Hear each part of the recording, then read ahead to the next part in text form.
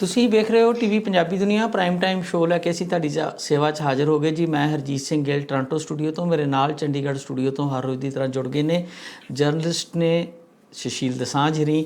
ਉਹਨਾਂ ਦੇ ਰਾਹੀਂ ਅਸੀਂ ਭਾਰਤ ਅਤੇ ਪੰਜਾਬ ਦੀਆਂ ਖਬਰਾਂ ਦੇ ਉੱਤੇ ਸਾਂਝ ਪਾਉਂਦੇ ਹਾਂ। ਇਸ ਤੋਂ ਪਹਿਲਾਂ ਵੀ ਅਸੀਂ ਕਾਫੀ ਸਾਰੀਆਂ ਗੱਲਾਂ ਬਾਤਾਂ ਕਾਲੋ ਸਾਹਿਬ ਨੇ ਅਤੇ ਮੈਂ ਮਿਲ ਕੇ ਕੀਤੀਆਂ ਨੇ। ਖਬਰਾਂ ਤਾਂ ਇਹੀ ਹੁੰਦੀਆਂ ਨੇ, ਹਰ ਇੱਕ ਦਾ ਆਪਣਾ ਆਪਣਾ ਅੰਦਾਜ਼ ਹੁੰਦਾ ਹੈ, ਔਰ ਕਿਉਂਕਿ ਉੱਥੇ ਧਰਤੀ ਨਾਲ ਜੁੜੇ ਹੋਏ ਜਰਨਲਿਸਟ ਨੇ ਸੁਸ਼ੀਲ ਹਰੀ, ਔਰ ਬੜੇ ਅੱਛੇ ਢੰਗ ਨਾਲ ਸਾਨੂੰ ਬਹੁਤ ਸਾਰੀਆਂ ਗੱਲਾਂ ਜਿਹੜੀਆਂ ਨੇ ਉਹ ਆਪਣੇ ਨਿਵੇਕਲੇ ਅੰਦਾਜ਼ 'ਚ ਦੱਸਦੇ ਨੇ। ਉਹਨਾਂ ਦਾ ਸਵਾਗਤ ਕਰਦੇ ਹਾਂ ਜੀ। ਦਸਾਂਝ ਸਾਹਿਬ, ਤੁਹਾਡਾ ਸਵਾਗਤ ਜੀ। ਐਨ ਬਹੁਤ ਸ਼ੁਕਰੀਆ, ਬਹੁਤ ਮਿਹਰਬਾਨੀ ਹਰਜੀਤ ਗਿੱਲ ਜੀ ਤੇ ਟੀਵੀ ਪੰਜਾਬੀ ਦੁਨੀਆ ਦੇ ਸਾਰੇ ਦਰਸ਼ਕਾਂ ਦਾ ਵੀ ਚੰਡੀਗੜ੍ਹ ਸਟੂਡੀਓ ਤੋਂ ਸਵਾਗਤ ਹੈ ਜੀ। ਪਿਆਰ ਭਰੀ ਸਤਿ ਸ਼੍ਰੀ ਅਕਾਲ, ਆਦਾਬ ਤੇ ਨਮਸਕਾਰ ਜੀ। ਹਰਜੀਤ ਗਿੱਲ ਜੀ।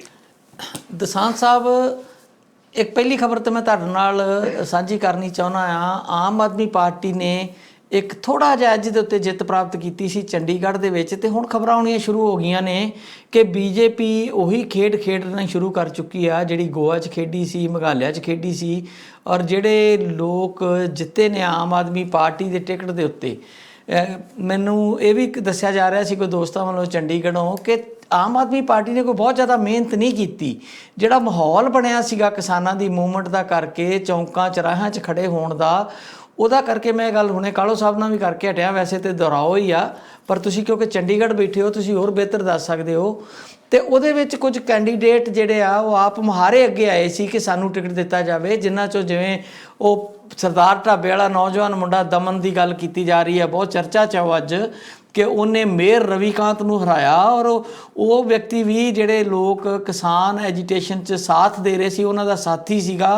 ਅਤੇ ਆਪਣੇ ਉਹ ਢਾਬੇ ਤੋਂ, ਚੰਡੀਗੜ੍ਹ 'ਚ ਢਾਬਾ ਉਹਦਾ, ਚਲੋ ਭਾਵੇਂ ਛੋਟਾ ਜਿਹਾ ਢਾਬਾ ਕਹਿ ਲੈਂਦੇ ਹਾਂ, ਪਰ ਉਹਦਾ ਅੱਛਾ ਕਾਰੋਬਾਰ ਹੋਏਗਾ। ਉਹਨੇ ਕਾਫੀ ਮਿਹਨਤ ਕਰਕੇ ਬਣਾਇਆ ਹੋਏਗਾ। ਉਹਨੇ ਕਾਫੀ ਹੈਲਪ ਕੀਤੀ ਸੀ ਉਹਨਾਂ ਦੇ ਲੰਗਰ ਵਾਸਤੇ, ਖਾਣਾ ਉਹ ਬਣਾ ਕੇ ਭੇਜਦਾ ਰਿਹਾ, ਅਤੇ ਉਹਨੂੰ ਕਾਫੀ ਪਰੇਸ਼ਾਨ, ਜਿੱਦਾਂ ਬੀਜੇਪੀ ਦਾ ਕੰਮ ਹੈ, ਵੈਸੇ ਤਾਂ ਸਾਰੀਆਂ ਸਰਕਾਰਾਂ ਕਰਦੀਆਂ, ਕਾਂਗਰਸ ਕਿਹੜਾ ਨਹੀਂ ਕਰਦੀ ਰਹੀ। ਸੋ ਉਹਨੂੰ ਤੰਗ ਪਰੇਸ਼ਾਨ ਕੀਤਾ ਗਿਆ, ਉਹਨੂੰ ਟਿਕਟਾਂ ਦਿੱਤੀਆਂ ਗਈਆਂ, 90-95 ਹਜ਼ਾਰ ਦੇ ਫਾਈਨ ਕੀਤੇ ਗਏ, ਅਤੇ ਉਹ ਨਿਰਾਸ਼ਤਾ 'ਚੋਂ ਨਹੀਂ ਗਿਆ, ਸਗੋਂ ਉਹ ਆਪਣੇ ਗੁੱਸੇ ਨੂੰ ਬੀਜੇਪੀ ਦੇ ਵਿਰੁੱਧ ਵਰਤਣ ਲਈ ਉਹਨੇ ਇੱਕ ਪਲੇਟਫਾਰਮ ਚੁਣਿਆ ਅਤੇ ਉਹਨੇ ਚੰਗੀ ਜਿੱਤ ਪ੍ਰਾਪਤ ਕੀਤੀ ਆ। ਪਰ ਹੁਣ ਕੀ ਅਜਿਹੇ ਲੋਕਾਂ ਨੂੰ ਬੀਜੇਪੀ ਖਰੀਦ ਲਏਗੀ ਜਿਹੜੇ ਲੋਕ ਇਸ ਤਰੀਕੇ ਨਾਲ ਗਏ ਨੇ, ਜਾਂ ਕਿਸ ਤਰ੍ਹਾਂ ਦਾ ਇਹ ਚੀਜ਼ ਚੱਲ ਰਹੀ ਹੈ? ਤੁਹਾਡੀ ਸਮਝ 'ਚ ਕੋਈ ਚੀਜ਼ ਆਉਂਦੀ ਹੋਵੇ ਤਾਂ। ਨੰਬਰ ਇੱਕ ਤਾਂ ਜਿਹੜੇ ਕੱਲ ਵੀ ਅਸੀਂ ਕੁਝ ਵਿਚਾਰੇ ਸੀ ਜਿੱਤ ਦੇ ਕਾਰਨ ਆਮ ਆਦਮੀ ਪਾਰਟੀ ਦੇ, ਤੇ ਉਹਦੇ 'ਚ ਕੁਝ ਵਾਅਦਾ ਕਰਦੇ ਆਪਾਂ, ਗੱਲਾਂ ਬਾਤਾਂ ਕਰਦੇ ਕਰਦੇ ਇਹ ਜਿਹੜੀ ਜਿੱਤ ਹੋਈ ਆ ਆਮ ਆਦਮੀ ਪਾਰਟੀ ਦੀ, 14 ਸੀਟਾਂ ਜਿੱਤੀਆਂ 35 ਦੇ ਵਿੱਚੋਂ। ਇਹ ਗੱਲ ਤੁਹਾਡੀ ਬਿਲਕੁਲ ਠੀਕ ਹੈ ਕਿ ਇਹਦੇ 'ਚ ਕੋਈ ਸਪੈਸ਼ਲ ਐਫਰਟਸ ਜਿਹੜੇ ਆ ਨਹੀਂ ਕਰਨੇ ਪਏ। ਅਰਵਿੰਦ ਕੇਜਰੀਵਾਲ ਇੱਕੋ ਵਾਰੀ ਆਏ ਨੇ, ਤੇ ਜਦ ਕਿ ਦੂਜੇ ਬੰਨੇ ਭਾਰਤੀ ਜਨਤਾ ਪਾਰਟੀ ਦੀ ਤਮਾਮ ਲੀਡਰਸ਼ਿਪ, ਈਵਨ ਮਨੋਹਰ ਲਾਲ ਖੱਟੜ ਹੋਰੀ ਵੀ ਪ੍ਰਚਾਰ ਕਰਨ ਆਉਂਦੇ ਰਹੇ, ਹਰਿਆਣੇ ਦੇ ਮੁੱਖ ਮੰਤਰੀ। ਪਰ ਆਮ ਆਦਮੀ ਪਾਰਟੀ ਦਾ ਪਹਿਲੀ ਵਾਰ ਮਿਊਨਿਸਪਲ ਕਾਰਪੋਰੇਸ਼ਨ ਦੀਆਂ ਚੋਣਾਂ 'ਚ ਉਤਰਨਾ ਤੇ 14 ਸੀਟਾਂ ਜਿੱਤਣਾ, ਉਹਦਾ ਇੱਕ ਕਾਰਨ ਤਾਂ ਕੱਲ ਅਸੀਂ ਸਾਂਝਾ ਕੀਤਾ ਸੀ ਕਿ ਕਿਸਾਨ ਅੰਦੋਲਨ ਦਾ ਇੱਕ ਪ੍ਰਭਾਵ ਰਿਹਾ। ਤੇ ਜਿਹੜਾ ਹੁਣ ਡਾਟਾ ਨਿਕਲ ਕੇ ਆ ਰਿਹਾ ਉਹਦੇ 'ਚ ਇਹ ਹੈ ਕਿ ਇਹ ਕਿਸਾਨ ਅੰਦੋਲਨ ਦਾ ਪ੍ਰਭਾਵ ਜਿਹੜਾ ਆ ਉਹ ਰੂਪਾਂਤਰਿਤ ਇਸ ਕਰਕੇ ਹੋਇਆ ਕਿਉਂਕਿ ਇਹ ਜਿਹੜੇ 14 ਵਾਰਡ ਜਿੱਤੇ ਨੇ, ਇਹ ਬਹੁਤੇ ਵਾਰਡ ਉਹ ਨੇ ਜਿੱਥੇ ਕਲੋਨੀਆਂ ਦੀ ਤੇ ਪਿੰਡਾਂ ਦੀ ਵੋਟ ਹੈ। ਮਤਲਬ ਕਲੋਨੀਆਂ 'ਚ ਜਿਹੜੇ ਲੋਕ ਰਹਿੰਦੇ ਨੇ, ਜੇ ਪਿੰਡਾਂ 'ਚ ਜਿਹੜੇ ਲੋਕ ਰਹਿੰਦੇ ਨੇ, ਉਹਨਾਂ ਨੇ ਆਮ ਆਦਮੀ ਪਾਰਟੀ ਨੂੰ ਵੋਟ ਕੀਤਾ ਹੈ। ਜਿਹੜਾ ਆਮ ਸ਼ਹਿਰੀ ਵੋਟ ਹੈ ਉਹ ਕਾਂਗਰਸ ਪਾਰਟੀ ਤੇ ਭਾਰਤੀ ਜਨਤਾ ਪਾਰਟੀ 'ਚ ਜ਼ਿਆਦਾ ਵੰਡਿਆ ਗਿਆ। ਓਵਰਆਲ ਜਿਹੜਾ ਵੋਟ ਸ਼ੇਅਰ ਹੈ ਉਹ ਕਾਂਗਰਸ ਦਾ ਸਭ ਤੋਂ ਵੱਧ ਹੈ, ਤੇ ਦੂਜੇ ਨੰਬਰ ਤੇ ਥੋੜੇ ਜਿਹੇ ਫਰਕ ਦੇ ਨਾਲ ਬੀਜੇਪੀ ਹੈ, ਤੇ ਵੋਟ ਸ਼ੇਅਰ ਦੇ ਮਾਮਲੇ 'ਚ ਆਮ ਆਦਮੀ ਪਾਰਟੀ ਤੀਜੇ ਨੰਬਰ ਤੇ ਹੈ। ਬਹੁਤੀਆਂ ਜਿਹੜੀਆਂ ਸੀਟਾਂ ਨੇ ਜਿਹੜੀਆਂ ਹਾਰੀਆਂ ਆਮ ਆਦਮੀ ਪਾਰਟੀ ਨੇ, ਉਹਦੇ 'ਚ ਆਮ ਆਦਮੀ ਪਾਰਟੀ ਦੀ ਜ਼ਮਾਨਤ ਜ਼ਬਤ ਹੋਈ ਹੈ, ਜਦਕਿ ਬੀਜੇਪੀ ਦੇ ਕਿਸੇ ਵੀ ਕੈਂਡੀਡੇਟ ਦੀ ਜ਼ਮਾਨਤ ਜ਼ਬਤ ਨਹੀਂ ਹੋਈ। ਕਾਂਗਰਸ ਦੇ ਸ਼ਾਇਦ ਇੱਕ ਕੈਂਡੀਡੇਟ ਦੀ ਜ਼ਮਾਨਤ ਜ਼ਬਤ ਹੋਈ ਹੈ। ਓਵਰਆਲ ਇਹ ਜਿੱਤ ਜਿਹੜੀ ਹੈ ਇਹ ਕਿਸਾਨ ਅੰਦੋਲਨ ਦੇ ਪ੍ਰਭਾਵ ਕਰਕੇ ਹੈ, ਤੇ ਪਿੰਡਾਂ ਤੇ ਕਲੋਨੀਆਂ ਦੇ ਲੋਕਾਂ ਦੀ ਵੋਟ ਕਰਕੇ ਹੈ।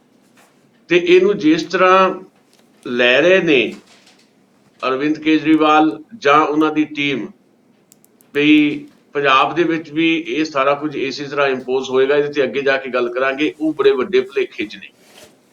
ਇੱਥੇ ਅੱਗੇ ਜਾ ਕੇ ਗੱਲ ਕਰਦੇ ਹਾਂ। ਪਰ ਤੁਹਾਡਾ ਸਵਾਲ ਜਿਹੜਾ ਉਹ ਹੈ ਭਾਰਤੀ ਜਨਤਾ ਪਾਰਟੀ ਦੀ ਖਰੀਦੋ ਫਰੋਖਤ ਦੀ ਰਾਜਨੀਤੀ ਬਾਰੇ, ਉਹਦੇ 'ਚ ਮੈਂ ਦੱਸਦਾ ਕਿ ਇਹ ਕੋਈ ਨਵੀਂ ਖੇਡ ਤਾਂ ਉਹਨਾਂ ਦੀ ਹੈ ਨਹੀਂ। ਉਹਨਾਂ ਨੇ ਇਦਾਂ ਦੇ ਤਜਰਬੇ ਜਿਹੜੇ ਆ ਕਰਨਾਟਕਾ 'ਚ ਕੀਤੇ, ਮੱਧ ਪ੍ਰਦੇਸ਼ 'ਚ ਕੀਤੇ, ਗੋਆ 'ਚ ਕੀਤੇ, ਹੋਰ ਵੀ ਬਹੁਤ ਸਾਰੇ ਸੂਬਿਆਂ 'ਚ ਕੀਤੇ ਤੇ ਜਿਹਦੇ 'ਚ ਉਹ ਸਫਲ ਵੀ ਰਹੇ। ਵੱਡੇ ਵੱਡੇ ਲੋਕ ਉਹਨਾਂ ਨੇ ਤੋੜ ਦਿੱਤੇ, ਆਪਣੇ ਨਾਲ ਰਲਾ ਲਿਆ, ਕਿਸੇ ਦੀ ਬਾਂਹ ਮਰੋੜ ਲਈ, ਕਿਸੇ ਨੂੰ ਡਰਾ ਲਿਆ, ਧਮਕਾ ਲਿਆ ਤੇ ਕਿਸੇ ਨੂੰ ਲਾਲਚ ਦੇ ਦਿੱਤਾ। ਇਹ ਕੋਈ ਗੱਲ ਲੁਕੀ ਛਿਪੀ ਨਹੀਂ ਆ। ਹਾਰਸ ਟ੍ਰੇਡਿੰਗ ਜਿਹਨੂੰ ਕਿਹਾ ਜਾਂਦਾ, ਉਹਦੀ ਮਾਹਰ ਇਸ ਵੇਲੇ ਸਭ ਤੋਂ ਜ਼ਿਆਦਾ ਭਾਰਤੀ ਜਨਤਾ ਪਾਰਟੀ ਹੈ ਤੇ ਜੋ ਹਾਰਸ ਟ੍ਰੇਡਿੰਗ ਲਈ ਚਾਹੀਦਾ ਹੁੰਦਾ ਉਹ ਸਾਰਾ ਕੁਝ ਉਹਨਾਂ ਕੋਲ ਹੈ। ਇਸ ਕਰਕੇ ਉਹ ਯਤਨ ਤਾਂ ਉਹਨਾਂ ਦਾ ਹੈ। ਮੈਂ ਨਹੀਂ ਕਹਿੰਦਾ ਕਿ ਰਾਘਵ ਚੱਡਾ ਨੇ ਜਿਹੜੀ ਗੱਲ ਕਹੀ ਆ ਉਹ 100% ਸੱਚ ਹੈ ਕਿ 3 ਉਹਨਾਂ ਦੇ ਕੌਂਸਲਰ ਜਿਹੜੇ ਆ ਉਹਨਾਂ ਨੂੰ 50 ਲੱਖ ਤੋਂ ਲੈ ਕੇ 75 ਲੱਖ ਦੀ ਪੇਸ਼ਕਸ਼ ਕੀਤੀ ਗਈ ਹੈ। ਪਰ ਹਾਰਸ ਟ੍ਰੇਡਿੰਗ ਦੇ ਵਿੱਚ ਮੁਹਾਰਤ ਹੈ ਬੀਜੇਪੀ ਦੀ, ਇਸ ਕਰਕੇ ਕਈਆਂ ਗੱਲਾਂ ਸੱਚ ਲੱਗਦੀਆਂ, ਯਕੀਨ 'ਚ ਆਉਂਦਾ ਵੀ ਹੋ ਸਕਦਾ ਇਹ ਕੀਤਾ ਹੋਵੇ। ਕਿਉਂਕਿ ਜਿਹੜੀ ਐਮਸੀ ਦੀ ਜਿਹੜੀ ਕਾਰਪੋਰੇਸ਼ਨ ਦੀ ਚੋਣ ਦੇ ਵਿੱਚ ਜਿੱਤੇ ਹੋਏ ਲੋਕ ਜਿਹੜੇ ਆ ਉਹਨਾਂ ਨੂੰ ਜੇ ਤੋੜਨ ਦੀ ਕੋਸ਼ਿਸ਼ ਵੀ ਕੀਤੀ ਜਾਂਦੀ ਹੈ ਤੇ ਉਹਦੇ ਤਾਂ ਦਲ ਬਦਲੀ ਦਾ ਕਾਨੂੰਨ ਵੀ ਲਾਗੂ ਨਹੀਂ ਹੁੰਦਾ। ਇਸ ਕਰਕੇ ਉਹਦੇ 'ਚ 1 ਵੀ ਤੋੜਿਆ ਜਾ ਸਕਦਾ, 2 ਵੀ ਤੋੜਿਆ ਜਾ ਸਕਦਾ, 3 ਵੀ ਤੋੜੇ ਜਾ ਸਕਦੇ ਆ। ਭਾਰਤੀ ਜਨਤਾ ਪਾਰਟੀ ਕੋ 12 ਆ, ਉਹਨਾਂ ਨੂੰ 19 ਚਾਹੀਦੇ ਆ, 7 ਹੋਰ ਚਾਹੀਦੇ ਆ।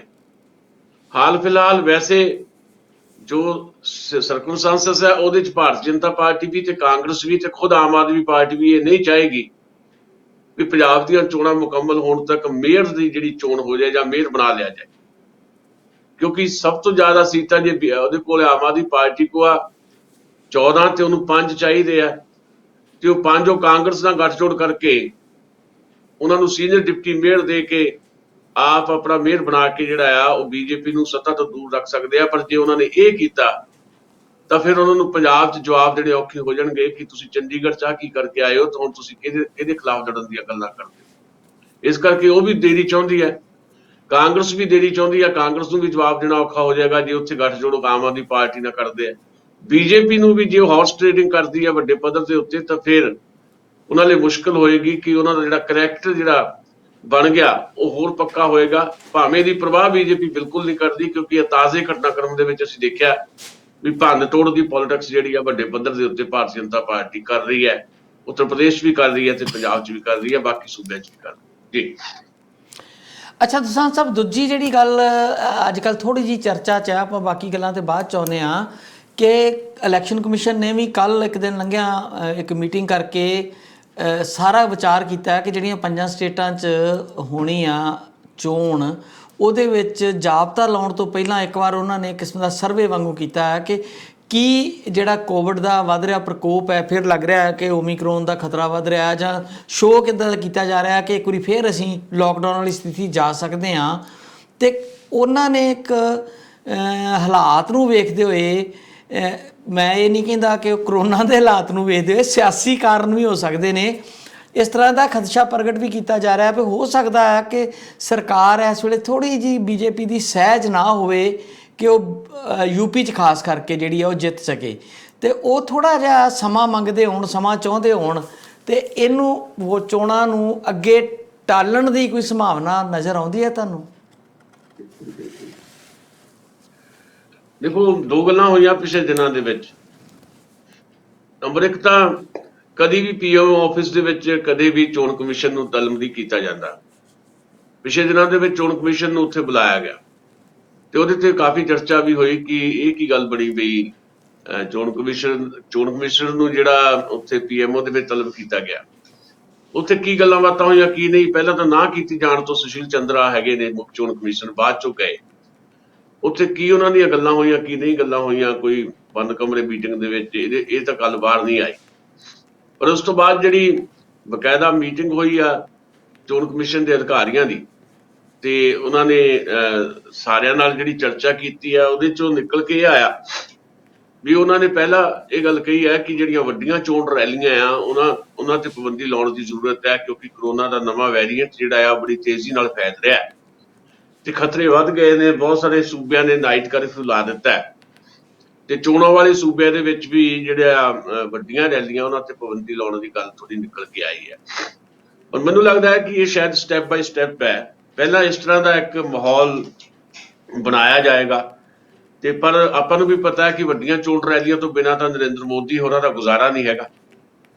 ਤੇ ਇਹਦਾ ਮਤਲਬ ਹੋ ਸਕਦਾ ਕੋਈ ਇਸ ਤਰ੍ਹਾਂ ਦੀ ਅੰਡਰਸਟੈਂਡਿੰਗ ਬਣੀ ਹੋਵੇ ਕਿ ਪਹਿਲਾਂ ਚੋਣ ਕਮਿਸ਼ਨ ਇੱਕ ਸਟੈਪ ਚੱਕੇ, ਫਿਰ ਦੂਜਾ ਚੱਕੇ, ਤੇ ਆਖਰਕਾਰ ਫਿਰ ਭਾਰਤੀ ਜਨਤਾ ਪਾਰਟੀ ਦੀ ਸਰਕਾਰ ਦੀ ਜਿਹੜੀ ਮਨਸ਼ਾ ਆ ਉਹਦੇ ਤੇ ਫੁੱਲ ਚੜਾਉਂਦਿਆਂ ਹੋਇਆਂ ਪੋਸਟਪੋਨ ਕਰੇ ਇਲੈਕਸ਼ਨ, ਤਾਂ ਜੋ ਸਰਕਾਰ ਦੇ ਉੱਤੇ ਵੀ ਕਿਸੇ ਕਿਸਮ ਦਾ ਇਲਜ਼ਾਮ ਨਾ ਆਵੇ ਕਿ ਸਰਕਾਰ ਨੇ ਜਾਣਬੁੱਝ ਕੇ ਜਾਂ ਭਾਰਤੀ ਜਨਤਾ ਪਾਰਟੀ ਨੇ ਜਾਣਬੁੱਝ ਕੇ ਚੋਣਾਂ ਪੋਸਟਪੋਨ ਕਰਵਾਈਆਂ।